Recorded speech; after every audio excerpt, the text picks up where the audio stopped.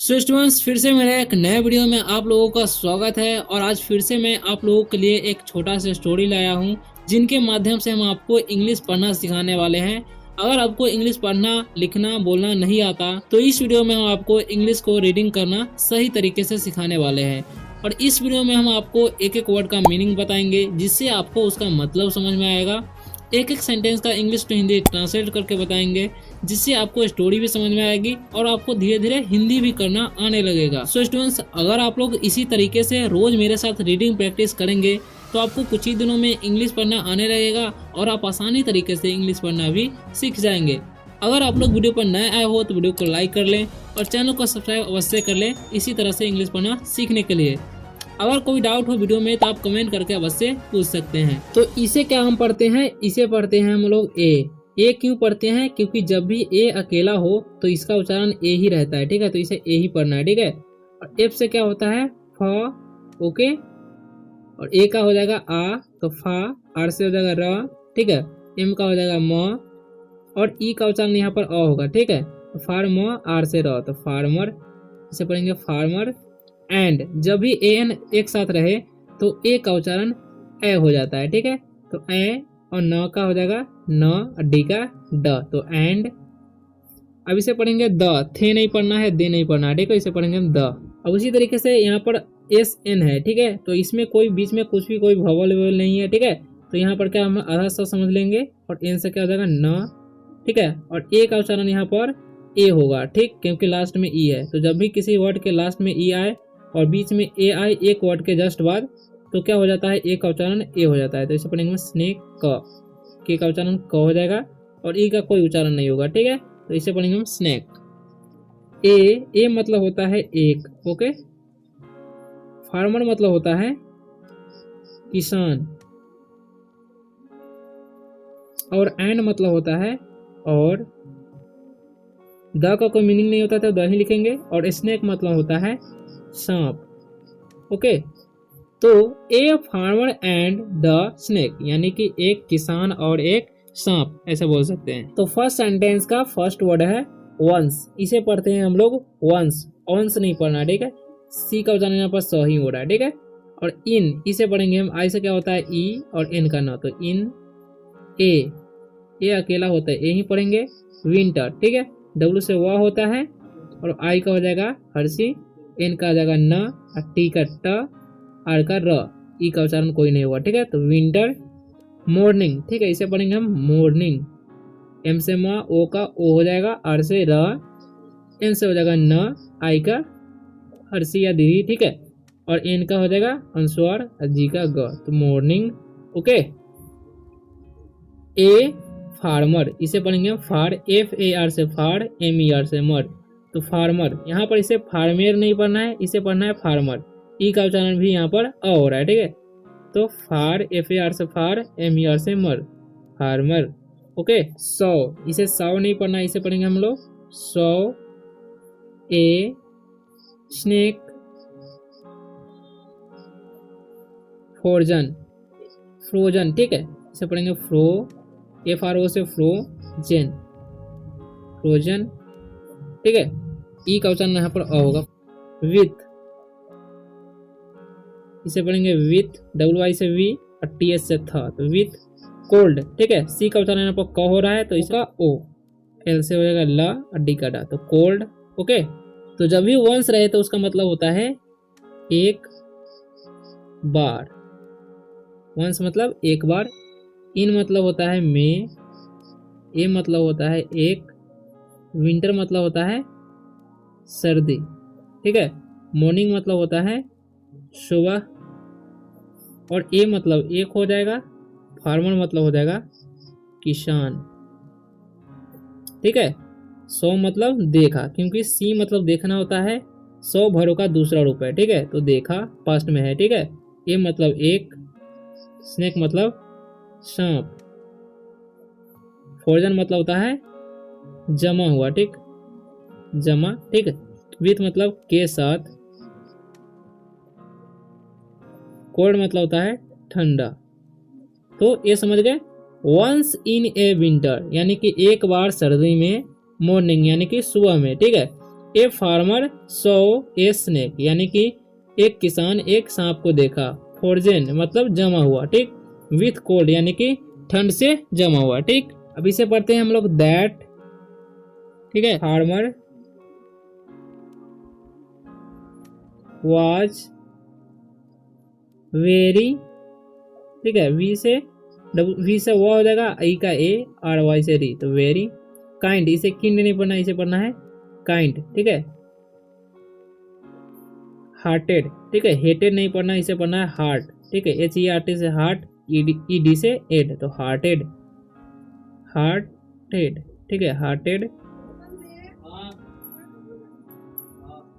And could, COULD, could क्यों पढ़े? यहाँ पर एल है तो कुल्ड पढ़ना चाहिए, लेकिन नहीं, यहाँ पर जब भी किसी वर्ड के लास्ट में LD आए तो एल साइलेंट हो जाता है, तो हम पढ़ेंगे कुड, ठीक है। नॉट, जब भी किसी वर्ड के बीच में ओ आता है, यानी कि 3 लेटर का वर्ड में, तो ओ का उच्चारण ओ हो जाता है, तो ओ हो गया और टी से ट, नॉट शी एनी बॉडी, ठीक है।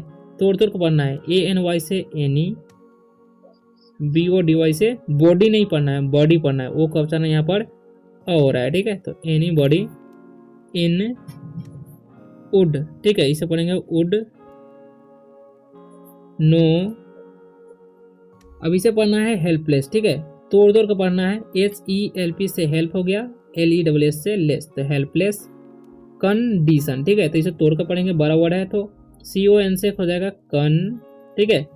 और DITION से कंडीशन, देखो DI से डी, कंडीशन, TION जब भी TIO रहता है तो उसका उच्चारण सो हो जाता है, तो कंडीशन, TION से शन, तो कंडीशन, ठीक है। दैट मतलब होता है वह, ओके। फार्मर मतलब होता है किसान, वाज मतलब था, वेरी मतलब बहुत, काइंड मतलब दयालु, हार्टेड मतलब होता है दिल से, ठीक है। एंड मतलब और, कुड मतलब सका, नॉट मतलब नहीं, सी मतलब देख, ठीक है। देखना होता है, सी मतलब देखना होता है। एनीबॉडी मतलब होता है किसी को, ठीक है।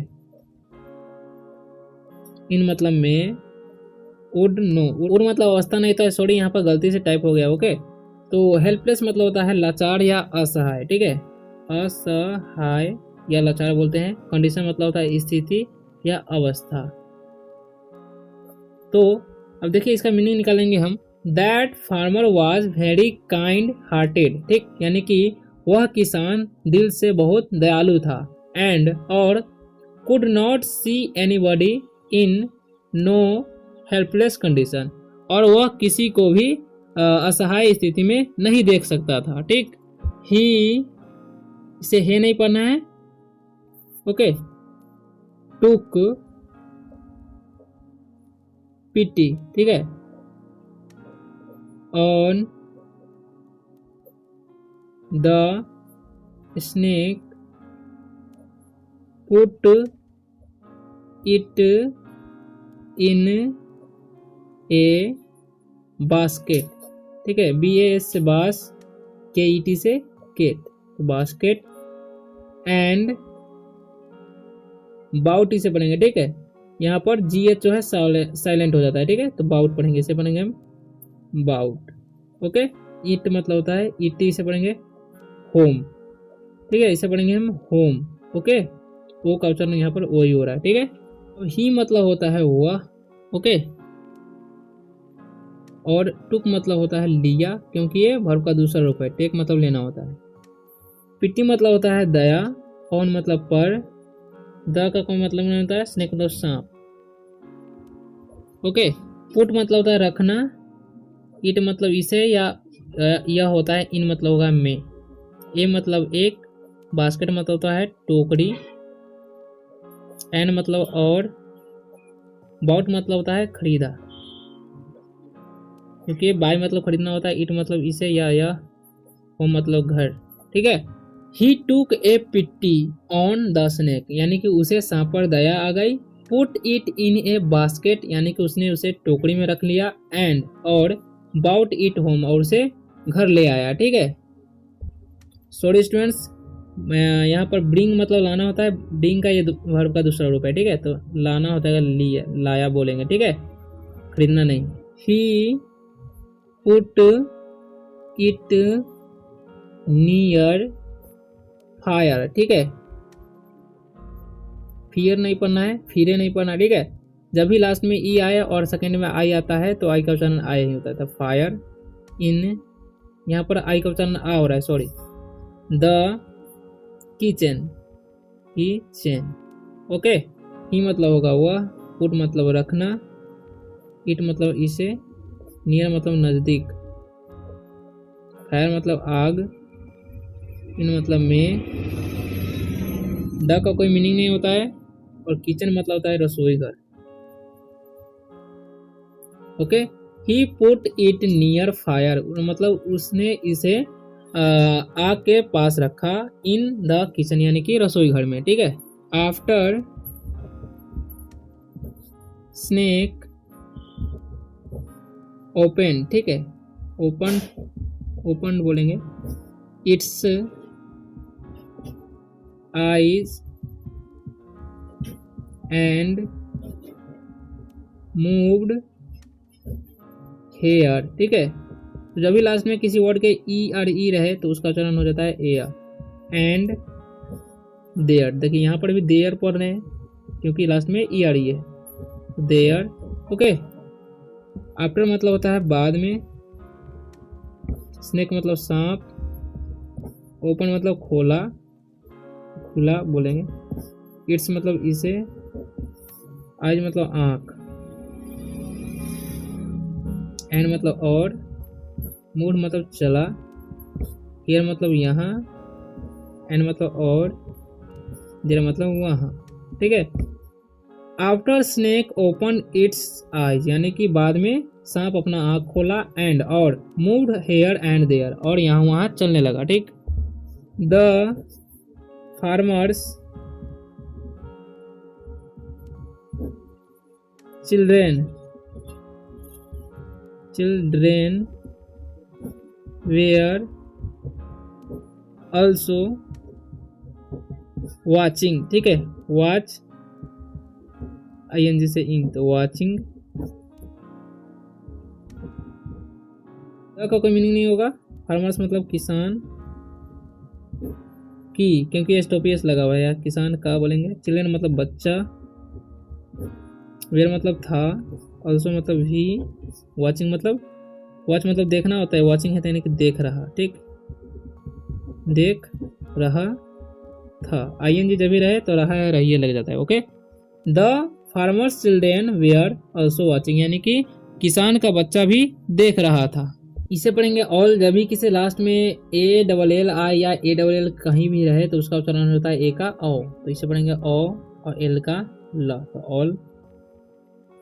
ठीक है, दिस विथ ग्रेट, इसे पढ़ेंगे ग्रेट। ठीक है, इंटरेस्ट, IN से इन, TER से ट्रे। ठीक है, EST से इंटरेस्ट। ऑल मतलब होता है सभी, दिस मतलब यह, विथ मतलब के साथ, ग्रेट मतलब महान होता है या बड़ा भी बोल सकते हैं। ठीक है, इंटरेस्ट मतलब रुचि होता है।